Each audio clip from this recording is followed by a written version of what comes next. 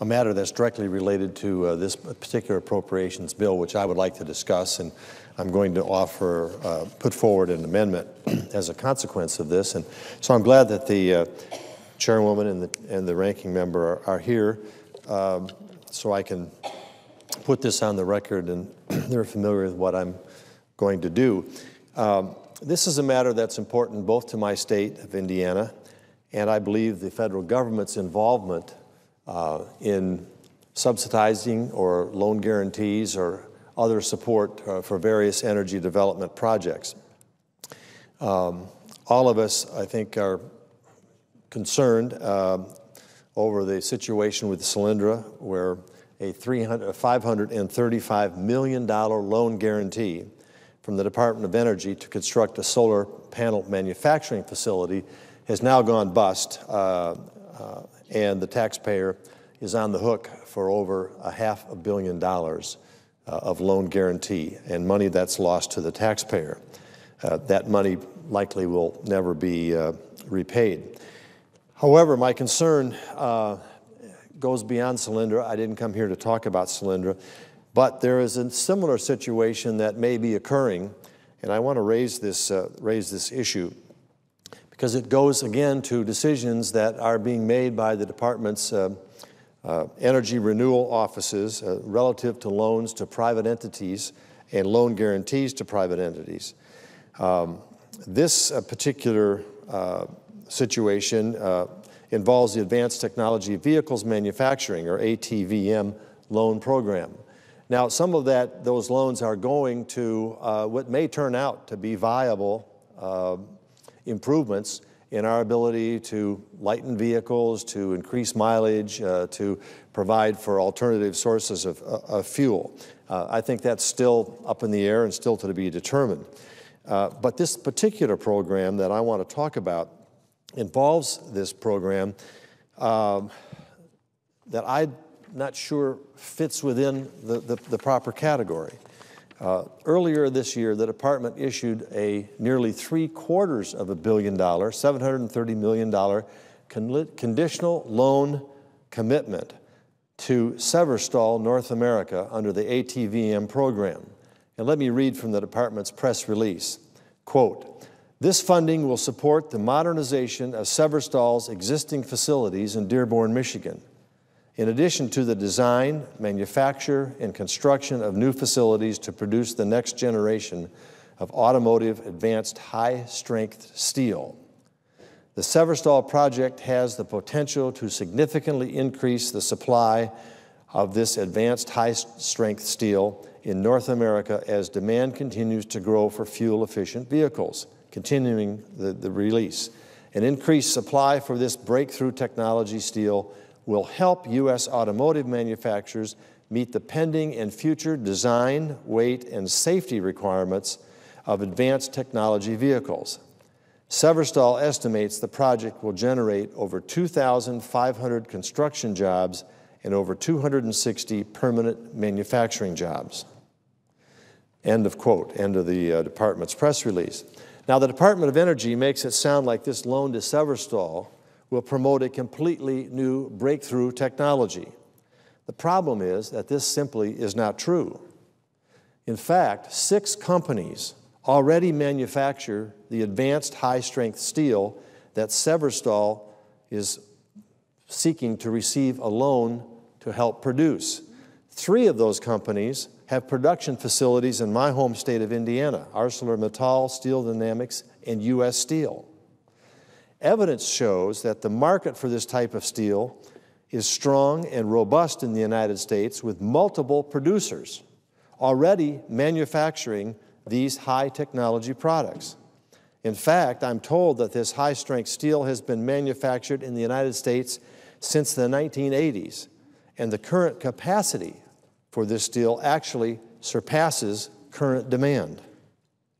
Now, all of this information should be available to the Energy Departments for their consideration as to whether or not they should go forward with this loan. But the department's spokesperson is quoted as saying that advanced high-strength steel is, and I quote, "in short supply." This begs the question as to whether the administration has seriously conducted any type of market analysis before deciding to award this loan. Did the department research what advanced high-strength steel products are already in the marketplace and whether a taxpayer loan was even needed?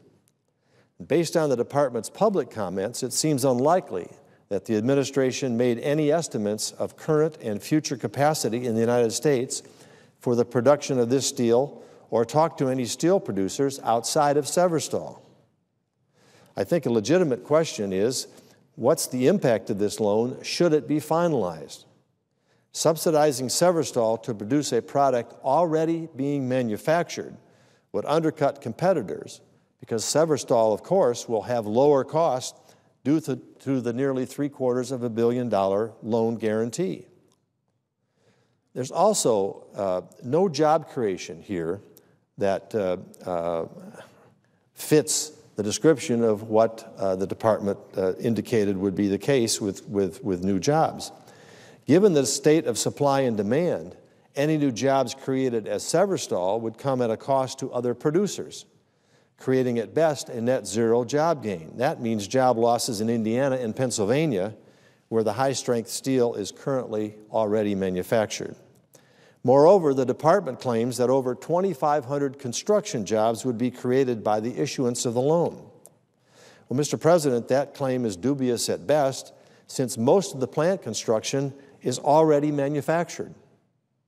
Moreover, the department claims that Severstal's own documents claim that 2 of the 3 required lines will be finished by December 2011. Only an annealing line, valued at 1/3 of the amount of the loan, is awaiting for the final approval.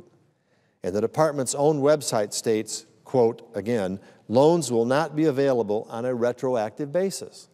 So here we have a situation where the department's own release and justification of the loan states a number of construction jobs to be put in play when the construction is virtually finished. And secondly,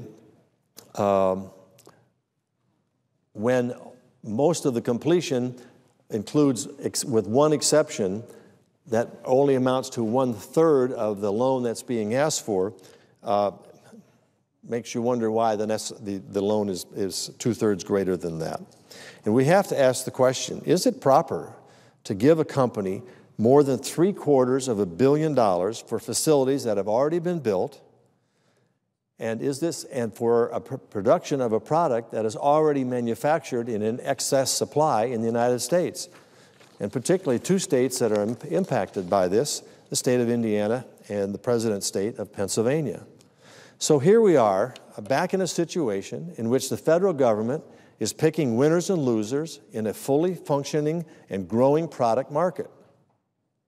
Based on these concerns, Mr. President, I sent a letter to the Department of Energy, Secretary Chu, in June, seeking answers to a number of these questions that I've been raising. Unfortunately, the department sent back a very non-responsive reply that did not address any of my concerns. And as a result, I believe it's necessary to call on the Inspector General of the Department of Energy to investigate the Severstal loan and report back to Congress his findings. American taxpayers deserve to know what is happening with our tax dollars, and the hardworking employees of other steel companies manufacturing the same steel deserve to know why the Department of Energy is attempting to undercut their job security by subsidizing a competitor. So today I'm introducing an amendment to the Energy and Water Appropriations Bill that would direct the Energy Department's Inspector General to submit a report to Congress on the conditional loan agreement currently in play to Severstal. Such a report by the Inspector General can help clarify why or why not this conditional loan to Severstal should be granted. The department needs to be more transparent and forthcoming with how it is using taxpayers' dollars. We need to learn lessons from the disaster that is Solyndra and the cost to the taxpayer. And the last thing I would think the Department of Energy, this administration, or this Congress needs to do is to authorize nearly $750 million loan for a product that is already being manufactured by domestic energy suppliers and is not needed. We need that determination, and that's why I'm offering this amendment.